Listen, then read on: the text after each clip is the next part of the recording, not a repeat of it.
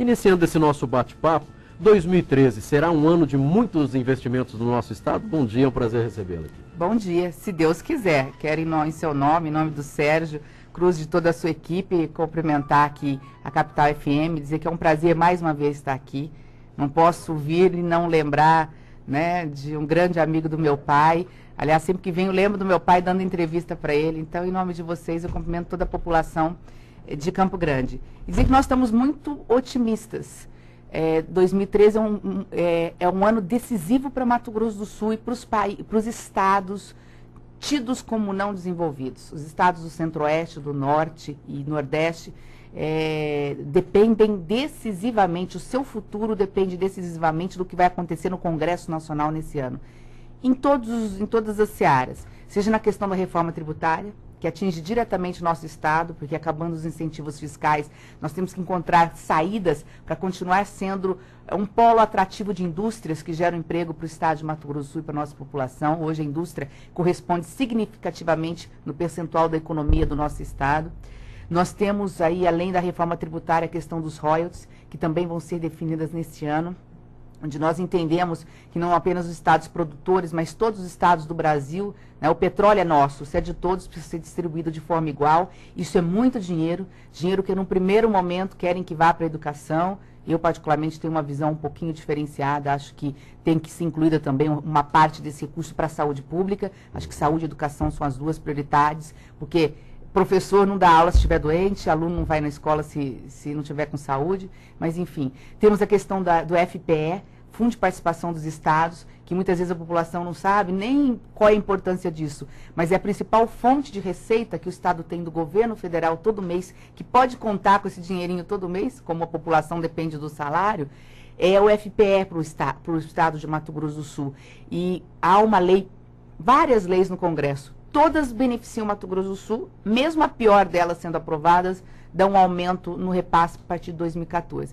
Então é um ano extremamente delicado, que nós estamos com muita expectativa e esperança, mas não vamos dormir no ponto. A bancada está acionada também, Sérgio, nós vamos trabalhar efetivamente para que Mato Grosso do Sul não seja prejudicado em todas essas e outras votações que eu não mencionei aqui.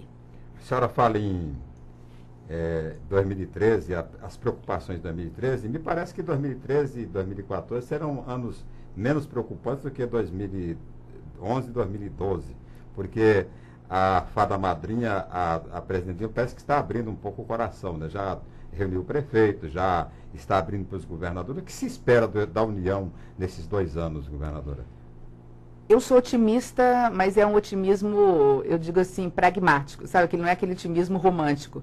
Porque eu estou na política há muito tempo, né? Desde que meu pai foi prefeito, eu tinha 5 anos de idade, assim, pelo menos nos bastidores, Sérgio, te conheço já faz algum tempo, né? E para entender como é que funciona um pouco o governo. A presidente Dilma, nos 2 primeiros anos, ela trancou tudo. Na realidade, nós temos que dizer, com toda a parceria que ela faz, aqui nós não estamos fazendo uma crítica pessoal à presidente da República, mas na grande realidade, que ela trancou os investimentos no Brasil. Nunca se investiu tão pouco em obras de infraestrutura, se investiu bem menos que na época do presidente Lula. E o estado de Mato Grosso, claro, saiu prejudicado. Obras de infraestrutura importantes paradas porque empenharam e não liberaram dinheiro e tudo mais. Agora, ou abre os cofres, porque o ano que vem tem eleição para presidente da República. Então, eu acredito, explicando o meu posicionamento, eu sou otimista, mas um otimismo pragmático e não romântico. Acho que vai abrir os cofres, os recursos vão vir, as obras, os repasses vão ser liberados, até porque se ela pretende ser candidata à reeleição, ela tem que mostrar serviço e o país precisa andar. Né? Nós tivemos um PIBinho, que eles falam, né? Um PIB, o Produto Interno Bruto nosso foi muito fraco comparado aos países emergentes. O Brasil não cresceu como a princípio se pretendia, cresceu muito menos que países como o México, por exemplo, e isso incomoda um pouco o Brasil. Os investimentos não andaram. E o que isso significa para o bolso do trabalhador? Toda vez que o governo federal tranca o cofre, lembrando que de cada R$100 de impostos, mais de R$60 ficam no governo federal, o Brasil para. Porque se não tem investimentos, não gasta nos serviços, não gasta com as construtoras, não se contrata mais, não tem mais emprego. Então, por tudo isso, eu acredito que este ano vai ser positivo, porque a presidente Dilma vai ter que liberar tanto os investimentos que estavam parados ano passado, projeto Minha Casa Minha Vida, nós esperávamos mais ano passado, né, principalmente para os municípios que têm menos de 50 mil habitantes, são muitas poucas casas que foram destinadas para esses municípios, né, casas que fazem falta para o trabalhador que hoje paga 400, 500 reais no aluguel no interior do estado. Então, por tudo isso, eu acredito realmente que este ano vai ser melhor. Vão vir mais recursos, não só para Mato Grosso do Sul, mas como para o Brasil. E vamos estar atentos a esse compromisso que a presidente Dilma fez com os prefeitos que foram reunidos, hoje é quarta, na segunda-feira, né? Segunda-feira foi a reunião da presidente, embora eu ouvi falar por parte de alguns prefeitos que a reunião foi meio morna, eles esperavam um pouquinho mais. Metade dos 60 bilhões já eram, entre aspas, restos a pagar, ou seja, coisas que já eram do ano passado, que ela agora falou, agora eu libero, né? Mas, enfim, eu sou uma otimista pragmática. Com relação ao Mato Grosso do Sul, o governo do estado conseguiu alguns financiamentos, dinheiro do BNDES, dinheiro novo, dinheiro de fora. Você acha que com esse dinheiro vai dar para o Putinelli dar uma alavancada no desenvolvimento do estado nesses 2013? Ou esse dinheiro não sai? Sai. Um está bem mais avançado que o outro. Na realidade, é 1 bilhão e 100 milhões de reais. Diferentemente do primeiro, que tinha muito mais recurso por parte do Estado, o governador também, todos os governantes fazem isso. No primeiro ano, procura segurar um pouco mais, juntou um dinheirinho e lançou o MS Forte, que foram 3 bilhões em investimentos. Hoje você anda no norte do Estado, você não reconhece o norte. O norte do Estado, que sempre foi esquecido, talvez porque tem apenas 8% do eleitorado do Estado, está lá no norte, ele era uma área de muita extensão agrícola e de produção e não tinha como levar indústrias ou mesmo produzir mais porque nós não tínhamos estradas. O governador investiu muito ali na 359, em parceria com o governo federal, enfim, utilizou os 3 bilhões da forma como achava importante na saúde, em obras da educação, obras de infraestrutura para atrair indústrias e gerar emprego para a população. Esse dinheiro acabou, foi utilizado, muito bem utilizado, as obras estão praticamente todas, com algumas exceções, inauguradas. Com base nisso, tendo ainda um caixa, ainda reservado, o governador conseguiu um financiamento junto ao BNDES, junto a um programa do governo federal para os estados, e dividiu esse recurso em 2 fontes. Nós estamos buscando 800 milhões via BNDES, e 300, números redondos, e 300 milhões, já com a nossa contrapartida aí, com o Tesouro Nacional, com o governo federal.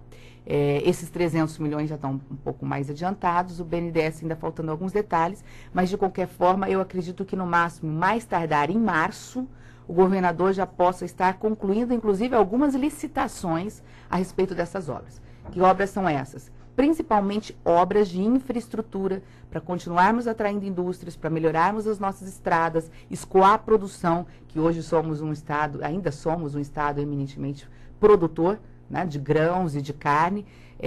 Tem uma estrada fundamental que liga Campo Grande, por exemplo, a Santa Rita do Pardo, que é MS 040. Só para a população entender, eu vou dar esse exemplo para ver o que significa, o quanto o estado é grande e quanto ele ainda tem de potencial, quanto nós somos ricos e ainda não conseguimos tirar essa riqueza do solo.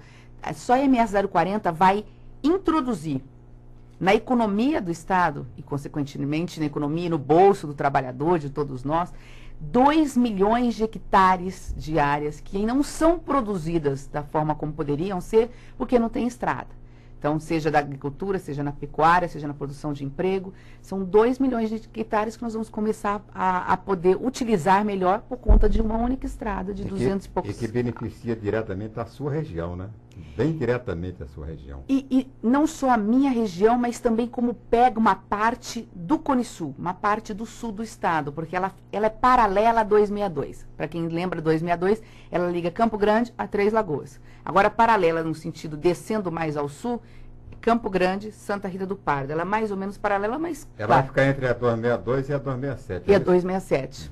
Quer dizer, que é ali o Casa Verde, né? Que é ali a Taguaçu. Exatamente. Agora, governadora Simone Tebet, falando em atrair indústrias, né? Nós temos instalação de novas indústrias agora para este começo de ano. E quais os incentivos que o governo oferece para que essas indústrias possam chegar e possam se instalar em Mato Grosso do Sul? E uma outra pergunta, por que eles escolhem muito a região do Bolsão? Bom, são vários fatores. Primeiro, nós temos um dos melhores incentivos. Vou repetir o que o governador André fala. Então, ele diz o seguinte, que os melhores incentivos fiscais, quem dá é Mato Grosso do Sul no Brasil. Certo. E nenhum estado ganha de nós. Nós cobrimos qualquer oferta. Para gerar emprego, nós trocamos impostos por emprego. Nós deixamos de cobrar imposto para poder ter mais emprego para a população. Porque a gente sabe que isso movimenta a economia do nosso estado. Então, na parte de incentivos, nós somos imbatíveis. Isso faz com que atraia a indústria. Nós vamos segurar isso o máximo possível por conta da reforma tributária, que a gente não sabe como é que ela vem. Dentro desse cenário, os empresários também, já percebendo que vem uma reforma tributária, estão correndo atrás de novos investimentos, financiamentos FCO, financiamentos com bancos ou mesmo recursos próprios, para ou ampliar as indústrias que já estão instaladas, ou abrir novas filiais ou trazer novas indústrias. Então, a resposta é sim. Nós temos várias indústrias e vários setores, seja do vestuário, que nós queremos aí regionalizar, levar essas indústrias que são mais fáceis de serem levadas para municípios menores, municípios que hoje ainda têm algum percentual de desemprego. Então, nós temos notícias boas para dar. Eu vou deixar o governador no momento certo o fazer, senão ele puxa a minha orelha, até porque está um pouco cedo. Mas temos sim. Dou só o exemplo de Três Lagoas, que provavelmente a fábrica de celulose já esse ano, a primeira fábrica, que foi a maior do mundo, agora temos a outra que é a maior, né? Mas essa primeira quer dobrar a capacidade dela. Então começa tudo de novo, mais 10 mil empregos sendo gerados a partir do final deste ano, se der tudo certo a licença ambiental. Por que que escolhem a região do Bolsão um pouco mais? Depende muito. O Mato Grosso do Sul é quase que um país, né? Se considerar o tamanho da proporção territorial com países da Europa. Consequentemente, ela tem potencialidades diversas. Você pega a região do Grande Dourados, ela é um celeiro, né, da soja, da cana, né, para o álcool. Então, nós temos usinas de álcool instaladas. Você não vê usinas de álcool instaladas no Bolsão, por exemplo. Nós não temos terras para isso. Né? Então, cada região tem a sua particularidade, e isso é muito bom, gera desenvolvimento regionalizado. Todo mundo fala do Bolsão porque nós tivemos, assim, a grata satisfação de termos os maiores investimentos privados do Brasil ali, neste momento. Eu dou o exemplo de dois entre tantos. Né? Nós trouxemos, por exemplo, uma indústria de linha branca, de geladeira, freezers, etc., chamada Metal Frio, que hoje é uma das maiores empregadoras do estado. Ela gera uma média de 1.400 a 1.500 empregos diretos. Nós tivemos sorte de conseguir levar para lá. Mas, além disso, nós temos um perfil muito bom para madeira e celulose. E o momento do mundo permitia essa expansão. Qual é o melhor local do Brasil para se instalar celulose? É naquela região do Bolsão. Enquanto na China na Rússia se leva 40 anos para o eucalipto ficar pronto para virar papel, na China 20 e poucos anos e nos Estados Unidos 14 anos, nessa região de Mato Grosso do Sul e uma parte do Nordeste também, leva-se 7 anos para celulose, para eucalipto ficar pronto para virar celulose, para virar papel. Consequentemente, é óbvio que eles vão procurar essa região. Além da logística, né? Você pega Aparecida do Taboado, Cacilândia, Paranaíba, Selvíria, Três Lagoas, Brasilândia, Bataguaçu, Santa Rita do Pardo, eles fazem divisa com o estado de São Paulo, mais ao norte, né? Cacilândia e região, fazem divisa com Minas Gerais, de uma certa forma um pouquinho mais acima com Mato Grosso e com Goiás. Então é um ponto estratégico, isso ajuda bastante. Simone, vamos falar agora um pouquinho de política, né? Política partidária. Na sua opinião, o que o PMDB, depois da eleição de 2012, que não foi muito boa para o PMDB, né, que perdeu Campo Grande, que é 1/3 do eleitorado, o que você acha que o PMDB deve fazer para entrar bem na eleição de 2014? Bom, eu vou dar minha opinião pessoal, Sérgio, aqui não está falando a vice-governadora, né, porque quem tem que falar sobre esse assunto é o presidente do nosso partido, hoje o deputado Júnior Mock. Então, eu vou dar uma visão pessoal. O PMDB tem o que é essencial e fundamental para retomar o processo, que é a união partidária. Nós temos, dentro dos nossos quadros, todas as grandes autoridades, seja o senador Moca, né, em nível federal, nosso maior expoente, seja o governador André Piccinelli, e os deputados estaduais e federais, nós temos uma coesão e uma posição ideológica, uma visão de Estado muito similar. Isso conta muito. Eu nunca vi o PMDB dividido. Discute, mas sempre unido. E essa união é fundamental. Fora isso, eu acho que é montar estratégias, como todos os partidos fazem. Essa estratégia tem que ser traçada com os nossos dois grandes líderes, seja o governador André Pitinelli, seja o senador Moca. Eu vi o processo da eleição de Campo Grande como um processo natural, né? 16 anos de uma administração do PMDB, há sempre o desgaste em relação a isso, é inato do ser humano a vontade de mudança, né? Espero que tenha mudado para melhor, a gente espera isso, essa é a nossa cidade, né? Nascidos ou criados aqui, Campo Grande é a nossa terra de coração, vamos ajudar no que for preciso para que isso aconteça. Então, acho que o processo de Campo Grande foi um processo natural de desgaste, um partido que estava há 16 anos no poder. Isso não significa, claro que interfere em 2014, é óbvio que interfere, mas eu acho que fortalece a vontade do PMDB de caminhar e continuar unido e de traçar estratégias para que a gente possa continuar a partir do momento de 2012 com um bom candidato dentro do partido. O PMDB tem nomes para isso, para que nós possamos dar continuidade a esse processo de desenvolvimento que o governador André iniciou no seu primeiro mandato,